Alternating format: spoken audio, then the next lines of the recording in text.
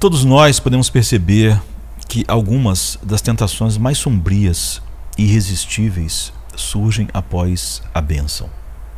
À medida que desfrutamos de alguma provisão, avanço ou triunfo, seja na vida, no trabalho ou no ministério, as nossas defesas espirituais muitas vezes caem, não é? Podemos começar a negligenciar disciplinas e relacionamentos que nos mantiveram próximos e dependentes de Jesus. Já o sofrimento, em comparação, muitas vezes tem o efeito oposto. O sofrimento simultaneamente aumenta nossas defesas, ou seja, a vigilância, e nos deixa de joelhos, humildade. O sofrimento nos desilude da autossuficiência e a remove, não é? E remove o brilho dos prazeres e indulgências terrenas. Então, o sofrimento muitas vezes torna a realidade espiritual e eterna mais vívida e tangível, colocando a urgência da vida terrena em maior perspectiva e foco. Mas a bênção, ironicamente, pode entorpecer os nossos sentidos espirituais e esgotar as nossas resoluções espirituais, e pode nos abrir para tentações novas e sutis. Homens poderosos caem nessa armadilha por causa das histórias, não é? Das Escrituras contando repetidamente para nós. O rei Davi, por exemplo, derrotou dezenas de milhares de pessoas com um coração como o de Deus, com um coração segundo Deus, não é? Para só então desmoronar diante da esposa de outro homem, enquanto ele desfrutava do conforto e dos despojos de suas vitórias passadas em seu palácio. A adversidade e a vulnerabilidade das cavernas, onde ele viveu mais de década, extraíram dele o melhor, enquanto o luxo do seu palácio expôs o pior. A queda de outro rei, no entanto, eu acho que fornece um mapa exclusivamente esclarecedor e preventivo para o fracasso em meio à grande bênção, né? Uma ilusão de força. No início de Daniel 4, nossos alarmes espirituais devem disparar, soar bem alto. É dito que eu, Nabucodonosor, estava tranquilo em minha casa e prosperava em meu palácio. Daniel 4:4, né? O próprio Nabucodonosor testemunhou Deus resgatar 3 homens de uma fornalha ardente, furiosa, levando o orgulhoso rei a se humilhar e adorar a Deus, em Daniel 3, 28 e 29, né? Mas tal experiência deveria ter operado uma mudança, mas tal experiência deveria ter produzido um respeito, um temor e uma vigilância duradouros contra a sua antiga arrogância. Mas em vez disso, encontramos o rei descansando na complacência, não é? Permitindo que os luxos do seu reino, do seu império, né, alimentassem e acariciassem o seu orgulho. Então Deus, para despertar sua alma, não é, lhe dá um sonho, em Daniel 4:5. Nenhum mago ou astrólogo conseguiu entender o sonho aterrorizante. Uma árvore gigante, bela e frutífera, sendo subitamente derrubada, e assim Nabucodonosor chama Daniel, que antes havia interpretado seus sonhos, em Daniel 2:30. E esse novo sonho é muito intenso e perturbador, mesmo para Daniel, como a gente pode ver em Daniel 4:19. E Daniel então avisa o rei: é você, ó rei, quem cresceu e se tornou forte. A tua grandeza cresceu e chega até o céu, e o teu domínio até os confins da terra. Verso 22. Você será derrubado, você será expulso de seu trono e de seu lar. Você perderá a sanidade, curvando-se para comer grama como se fosse um animal. Versos 16 e 25 de Daniel 4.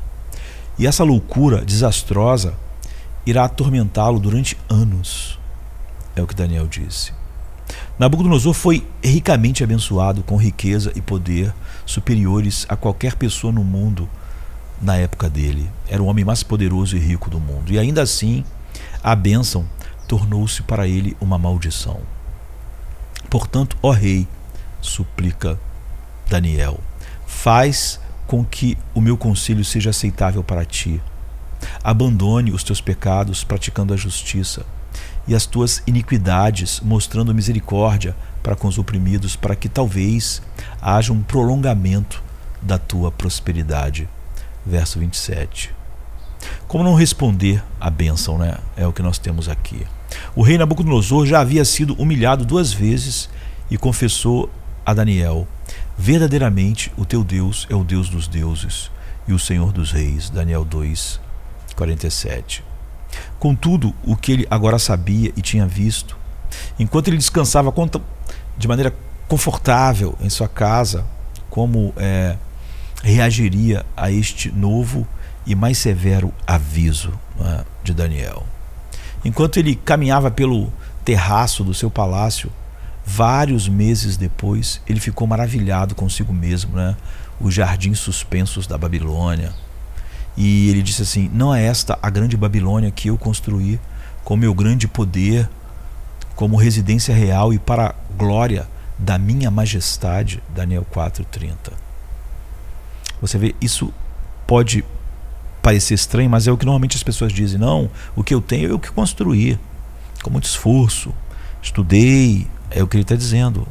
Não fui eu que fiz tudo isso com a minha capacidade, minha engenhosidade, minha mente, minha capacidade estratégica no campo de batalha, minha capacidade de administração financeira. Eu não fiz tudo isso, não construí esse império. Se você quer uma receita de como não responder às bênçãos e ao sucesso, não procure além da cegueira e da tolice do orgulho desse homem. É suficiente. Os ingredientes são advertências para cada um de nós, para os dias em que Deus prosperará o trabalho das nossas mãos. Não é esta a grande Babilônia que eu construí? O orgulho recebe a bênção de Deus como algo conquistado e merecido. Tal como Nabucodonosor olha para a família que ele tem e toda a sua riqueza, a gente olha também, não é, para o trabalho que temos, para a reputação e influência que temos, para o ministério talvez que temos, e calmamente a gente pode dizer a nós, a gente pode falar para nós mesmos: veja o que eu construí com a minha mente, né? Então o orgulho inflama a arrogância e estimula, né, você ir mais longe. É claro que Deus lhe deu tudo isso. Como Ele também não me daria, não é? Você pode botar Deus, mas de uma maneira estranha. Veja como eu sou estratégico, articulado, trabalhador e carismático. A humildade vê qualquer progresso ou provisão, qualquer sucesso ou experiência pelo que realmente é: uma dádiva, um dom. E como Paulo diz lá, né, aos Coríntios: se vocês receberam, por que vocês se orgulham como se não tivessem recebido? Uma pessoa não pode receber nem mesmo uma coisa qualquer, diz João Batista sabiamente, né, se não lhe for dado do céu. João 3:27. E Tiago diz a mesma coisa, Tiago 1:17. Nenhuma coisa, nada de bom que você tem ou faz é devido a você, mas a Deus. Não é essa a grande Babilônia que eu construí com meu grande poder? A autossuficiência recebe a glória de Deus como prova, recebe a bênção de Deus, não é, como prova de nossa própria força e capacidade. O impulso pecaminoso certamente se sobrepõe ao e está enraizado no nosso orgulho. Mas observe como ele transparece nas palavras do rei: pelo meu grande poder. Ele não apenas assume o crédito, mas se orgulha de si mesmo. Não apenas do meu poder, mas do meu grande poder. Ele viu Deus com seus próprios olhos salvar 3 homens de uma fornalha ardente, nem chamas, mas ainda assim ele ostenta o lamentável pouco que ele pode fazer. Aqueles que provaram a graça de Deus em Jesus, contudo, desenvolvem uma alergia à jactância. Paulo diz: não vou me gloriar em nada a não ser na cruz de Cristo, na qual eu estou morto para o mundo e para seu tipo de jactância, e o mundo para mim. Quando a bênção chega, eles dizem, em vez disso, em vez do que Nabucodonosor disse, eles dizem como Paulo: pela graça de Deus sou o que sou. E a sua graça para comigo não foi vã. Pelo contrário, trabalhei mais do que qualquer um deles, embora não fosse eu, mas a graça de Deus que está comigo. 1 Coríntios 15, verso 10. Eles trabalham duro, mas dão crédito para Deus e não para eles. O que você tem que você não recebeu? Se então você o recebeu, por que você se vangloria como se não o tivesse recebido? 1 Coríntios 4, 7. A gente pode também mencionar 1 Crônicas 29, 14. Não é esta a grande Babilônia que construí com meu grande poder, como residência real? A autoindulgência recebe a bênção de Deus como garantia para o egoísmo. Quando Nabucodonosor olha para a Babilônia, ele vê uma residência real, um lugar de conforto e satisfação para o rei, para si mesmo. Ele vê todo o seu mundo como um meio de satisfazer seus próprios desejos. Temos observado esse tipo de mentalidade corromper e arruinar ministério após ministério, vida após vida, em todos os trabalhos seculares que os servos de Deus estão, não é mesmo? Por exemplo, quantos pastores ou líderes ganham destaque e eventualmente tiraram vantagem da sua influência, não é? E em vez de fazer disso, não é, algo que glorifique a Deus, num comprometimento com a sua palavra e uma vida que exalte a Deus, começa a acontecer exatamente o oposto. A graça, por outro lado, recebe a bênção como oportunidade, né? Como cada um recebeu um dom, Pedro ordena aos bem-aventurados: use-o para servir aos outros como bons dispenseiros da multiforme graça de Deus. É o que Deus está falando para todos nós. 1 Pedro 4,10. Paulo também escreve: irmãos, vocês foram chamados à liberdade. Somente não usem sua liberdade como uma oportunidade para a carne, mas através do amor sirvam uns aos outros. Gálatas 5,13. Os humildes aprendem a seguir Jesus, que usou o seu poder e posição para erguer os outros, nós, né? Mesmo quando isso significava rebaixar-se até a morte, e morte de cruz. Filipenses 2,8. Em Cristo, Deus nos abençoa para que estejamos equipados e motivados para sermos uma bênção. 2 Coríntios 1, 3 e 4.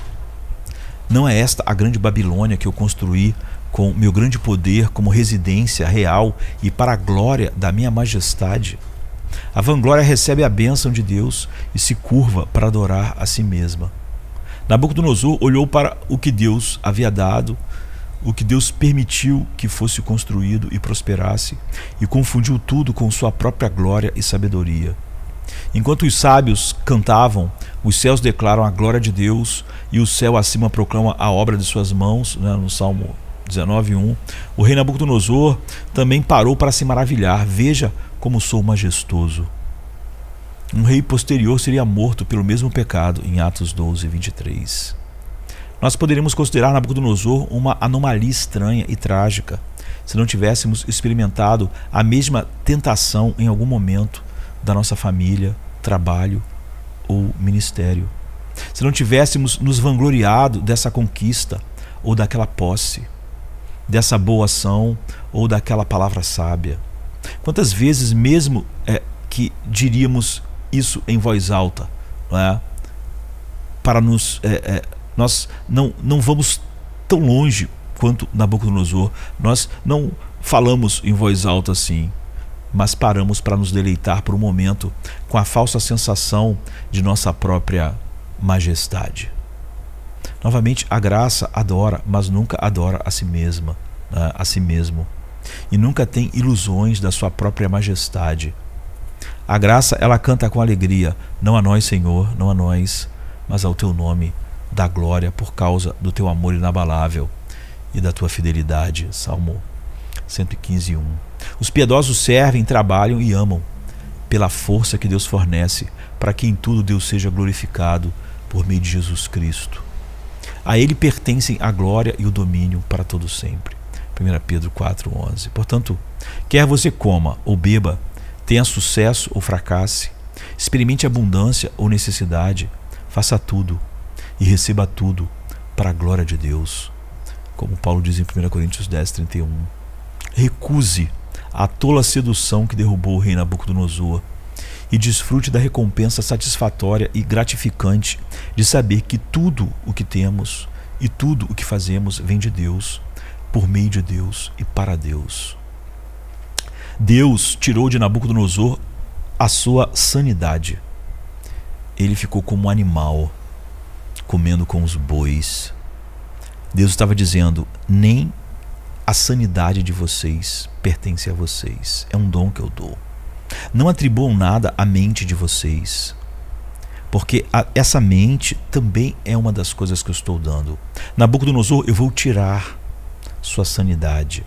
Você achou que sua mente construiu um império? Então agora você vai ter a mente de um animal, para perceber que até a sua racionalidade é uma bênção que vem da minha mão, e eu devo receber toda a glória por cada uma dessas coisas. Até a tua capacidade de pensar é uma graça que eu mantenho momento após momento, e se eu tirar, você será apenas como um animal pastando no campo. Que Deus não precise nos levar tão longe para enxergarmos isso, mas também é triste se Deus nos deixar assim como Nabucodonosor estava e não fazer nada, porque Ele estará nos entregando ao nosso próprio pecado. Que nós possamos ser realmente levados à palavra de Deus e realmente dar a Ele a glória devida ao seu nome. Amém, queridos. Amém. Venha se cansado estás, e eu descanso darei.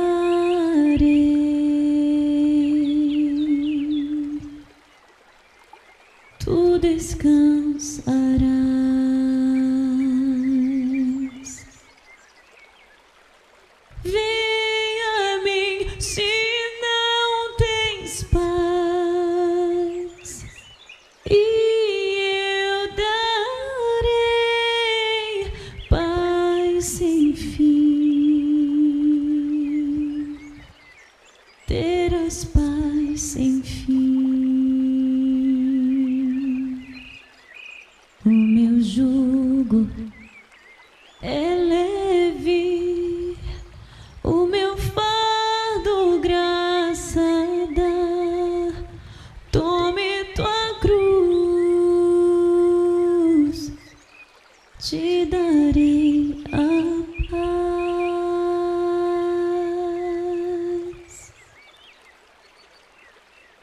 Venha o aflito e lhe darei paz. Minha paz darei.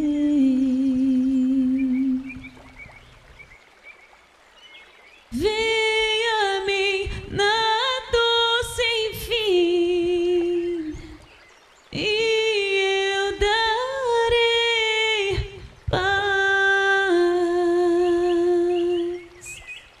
Darei minha paz. Acalmar tuas águas e falar ao coração. Tome meu fardo, te darei a paz.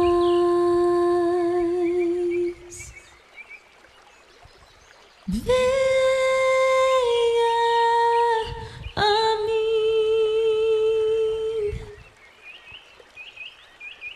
Venha a mim,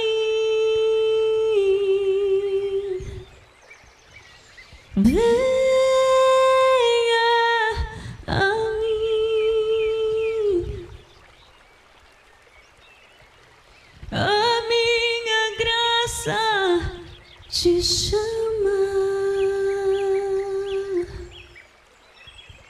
A minha graça te salva.